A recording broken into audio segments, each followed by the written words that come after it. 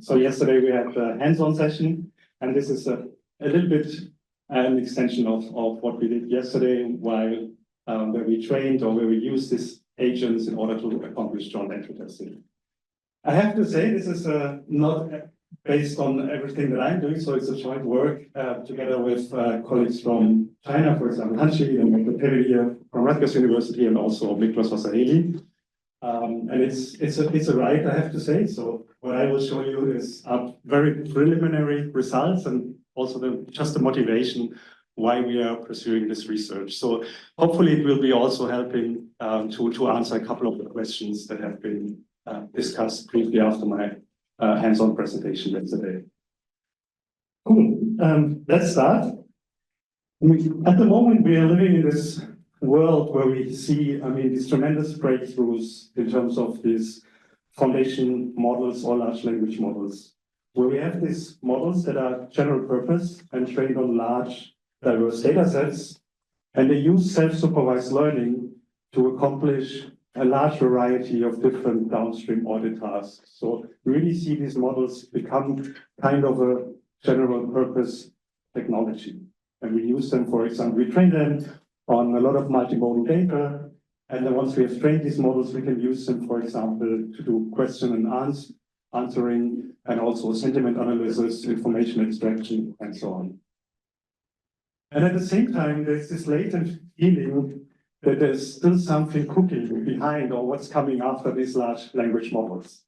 And one project that was surfacing a little bit the news over the last couple of months was this whole strawberry project that is done in research at the moment at OpenAI, where we don't really know exactly what's happening behind this project. And the intuition or the idea is basically that it could be a model that will be capable of doing a very advanced reasoning.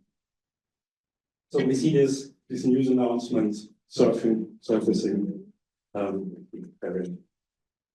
And interestingly, if you think about artificial general intelligence, we saw that OpenAI published in September a family of models which they called O1, right?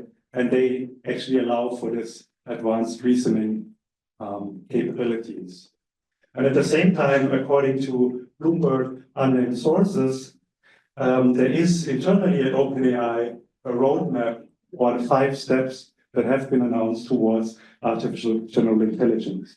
And at the moment, what we see is we are here in this large language model world where we have this chatbots, meaning AI systems that are capable of natural language conversations with users. But more and more, we see AI systems, so-called reasoners, that solve problems at a human level across various domains.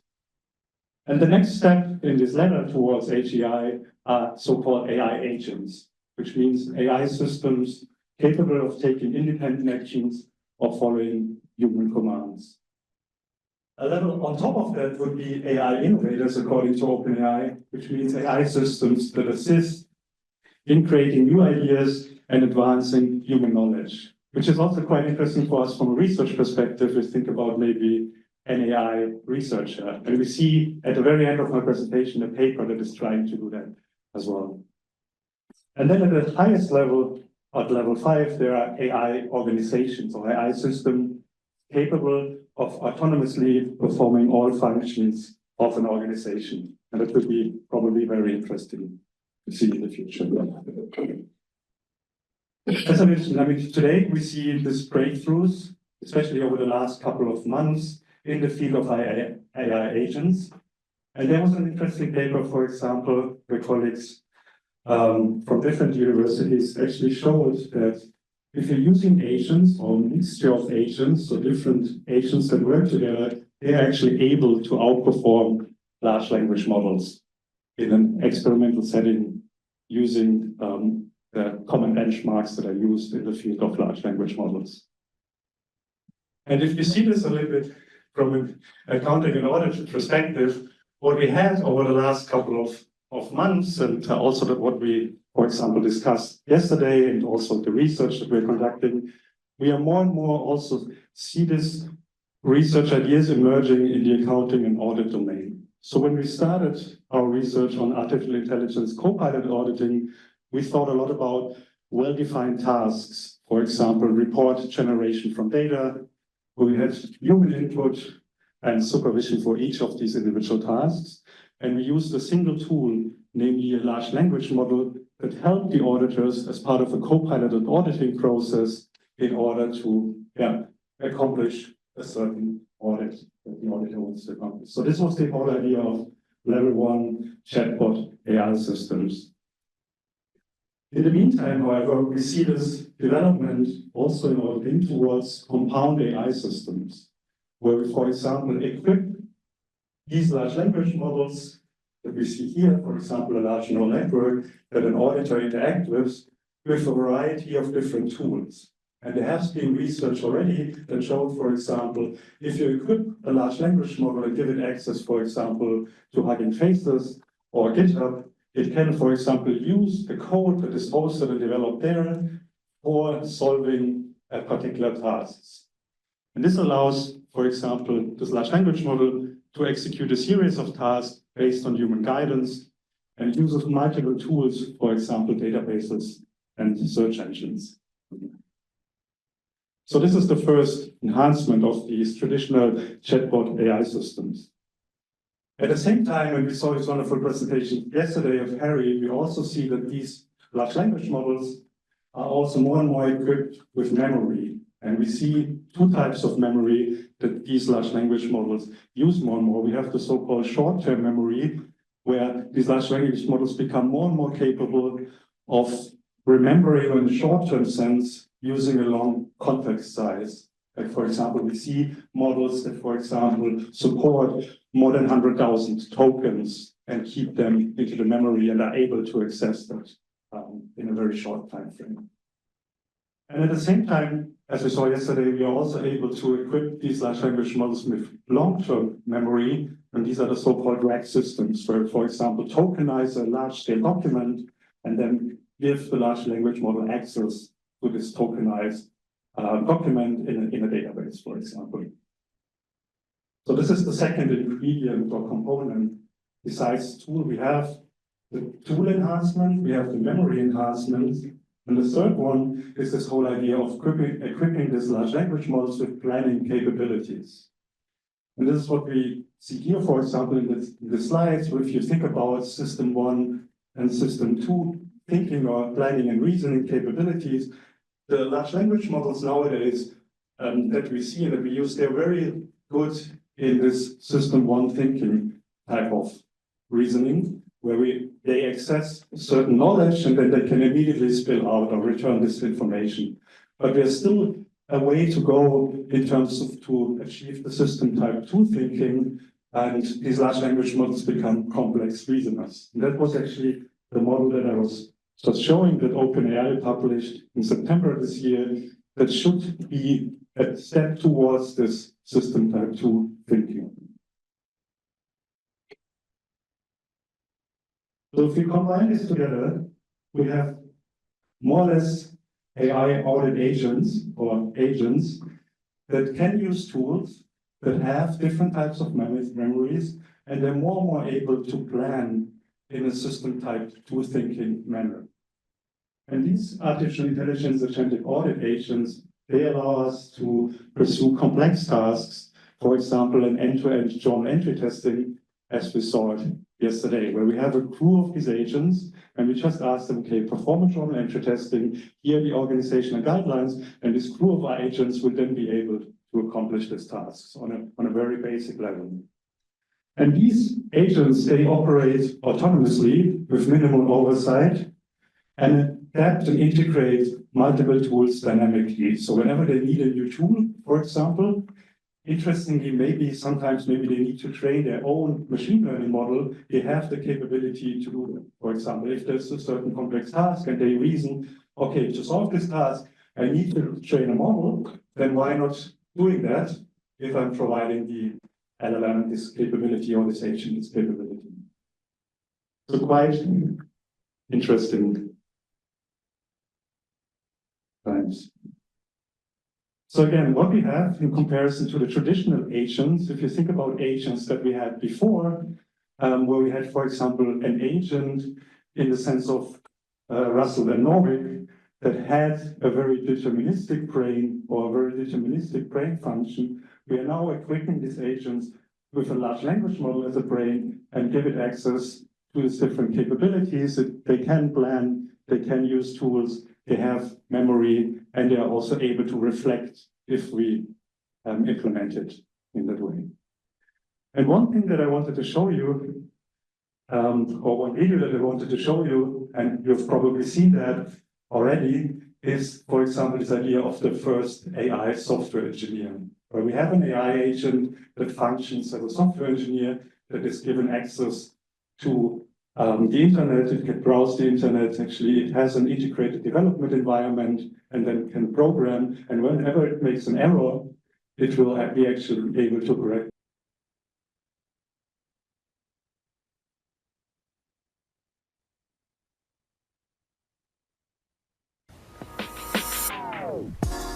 Hey, I'm Scott from Cognition AI, and today I'm really excited to introduce you to Devin, the first AI software engineer. Let me show you an example of Devin in action. I'm going to ask Devin to benchmark the performance of Llama on a couple different API providers. From now on, Devin is in the driver's seat. First, Devin makes a step-by-step plan of how to tackle the problem. After that, it builds the whole project using all the same tools that a human software engineer would use. Devin has its own command line, its own code editor, and even its own browser. In this case, Devin decides to use the browser to pull up API documentation so that it can read up and learn how to plug into each of these APIs. Here, Devin runs into an unexpected error.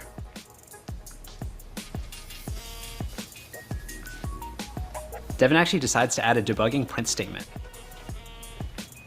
reruns the code with the debugging print statement, and then uses the error in the logs to figure out how to fix the bug.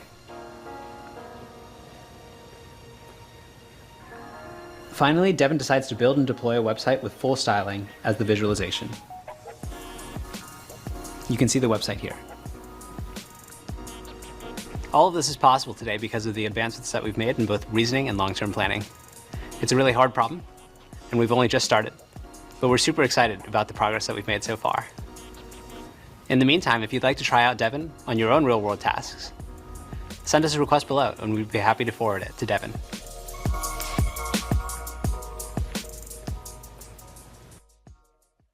I found it really exciting, so I think it's opening up a lot of cool ideas and opportunities for us. Cool. All right, so I think this hopefully gives us an idea about the trajectory that we're seeing also in the audit domain. So we will have these agents. For example, we have single artificial intelligence agents, as we saw in the video. For example, AI software engineer that can accomplish a particular task. But of course, this can be also scaled up, right? As we saw yesterday, where we have multiple artificial intelligence agents or crews of agents, and each of these agents is highly specialized on a particular audit task and is able to collaborate with all the other agents to accomplish the particular tasks, right? Because we know that very often highly specialized individual models or agents have the capability to solve this particular task much better than a large-scale foundational model, like a general-purpose large language model. So this is a significant shift from artificial intelligence co-pilot auditing, where auditors direct with LLMs as a supportive tool and limited to single tasks or specific audit functions, towards a situation where auditors oversee with agents as autonomous entities, and we have end-to-end audit processes across multiple agents, as we see here in this illustration, for example, where we have an auditor that is orchestrating an audit team comprised of individual agents.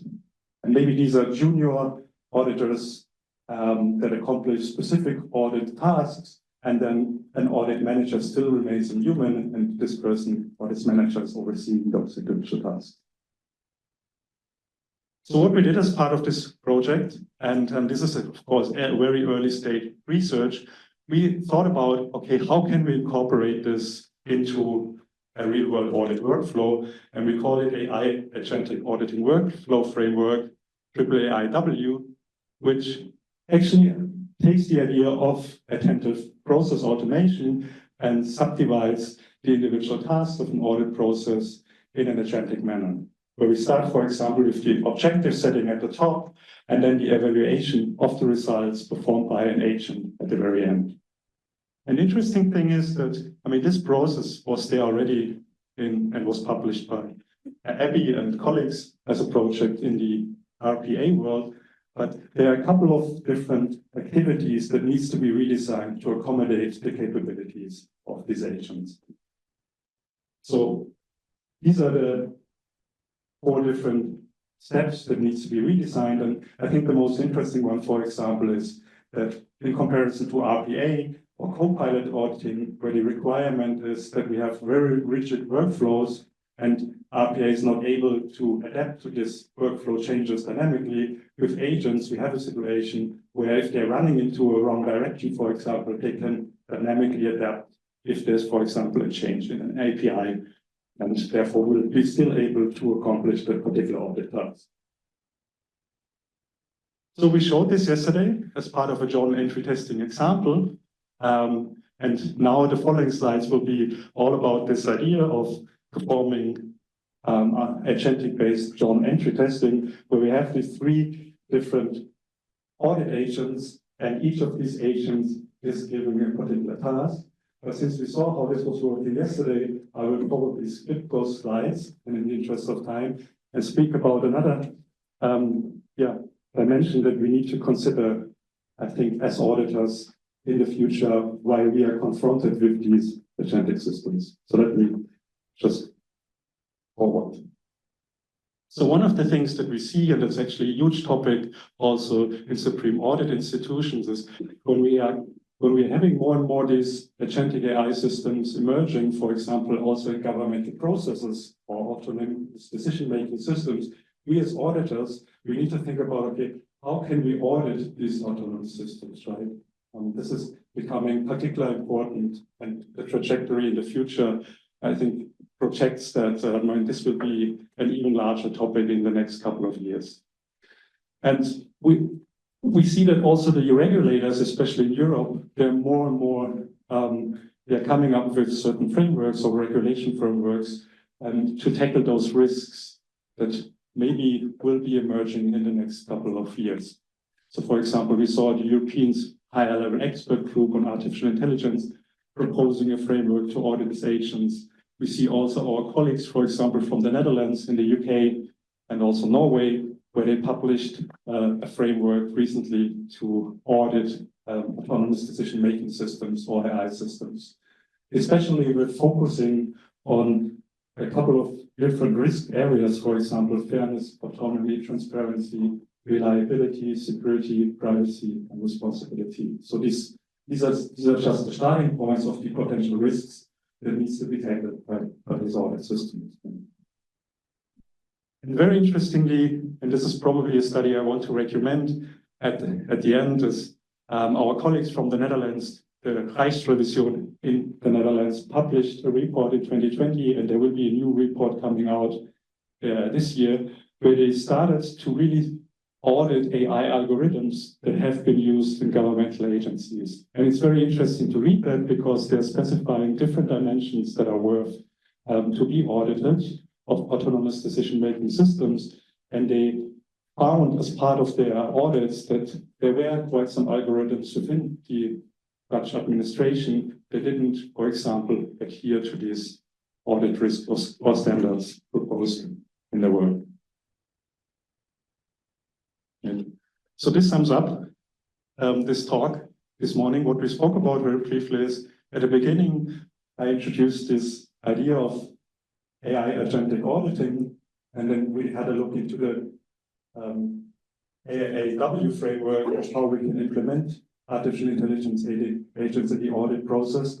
We yesterday saw how we can accomplish, for example, Agentic Journal Entry Testing, but at the same time we see there is this need, especially if we are emerging more into this agentic world, of coming or building up capabilities as auditors in terms of auditing such AI systems.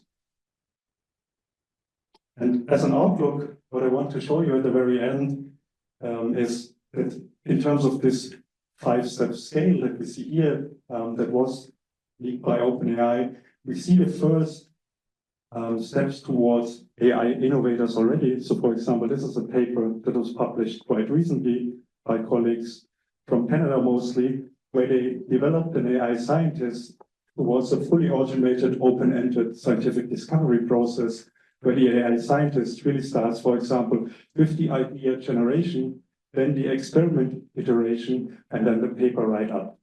An interesting thing is what they did as part of the study. They calculated that generating a paper overall costs them $15. And they submitted these papers towards a very renowned machine learning conference, which is the NERDS, which is one of the biggest machine learning conferences, and they achieved an overall score with their submitted papers of 5 in terms of the review process. And usually at this conference, the acceptance score, so that your paper gets accepted, is at 6. So they are more and more getting to the threshold where they can produce papers autonomously with the systems, and they have a high chance to being accepted by that conference. So this is really one of the top-notch conferences in AI, and the acceptance rates are usually very low. So this is an interesting outlook, and I think it, again, to summarize, shows us 2 things. The first thing is really that we need to think about how can we use agentic AI processes and workflows as part of our audit processes, but at the same time, we really need to get our heads around about, okay, how can we audit these agentic workflows and systems, because they will emerge probably in a variety of different spheres, and we as auditors, we need to be prepared to audit those. Thank you very much.